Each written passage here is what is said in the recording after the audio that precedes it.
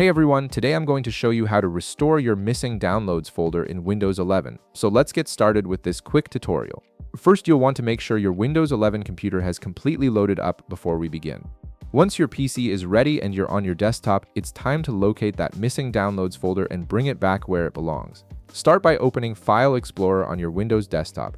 You can do this by clicking the folder icon on your taskbar or by pressing Windows key plus E on your keyboard. Once File Explorer opens, take a look at the left navigation panel where you'd normally see your Downloads folder listed under Quick Access. If it's missing from this menu, don't worry, we're about to fix that. Now direct your attention to the top part of your screen where you'll find the View tab. Go ahead and click on it to reveal a set of options related to how your folders are displayed.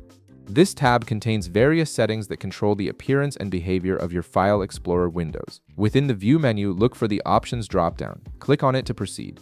This will open a new window called Folder Options, which gives you access to more advanced settings for managing how your folders behave and appear in Windows 11. This window is crucial because it contains the reset function we need to restore your Downloads folder to its proper location.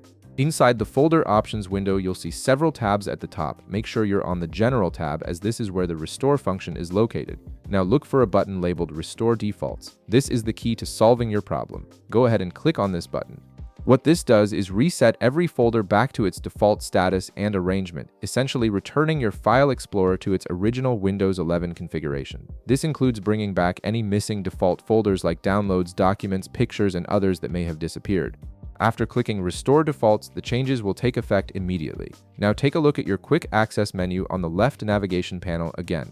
You should now see your Downloads folder has returned to its proper place right where it should be. You can now access your downloaded files just like before without any hassle. And there you have it, your Downloads folder is now restored and visible again in Windows 11. If this video helped you out, be sure to leave a like, subscribe, and I'll see you in the next one.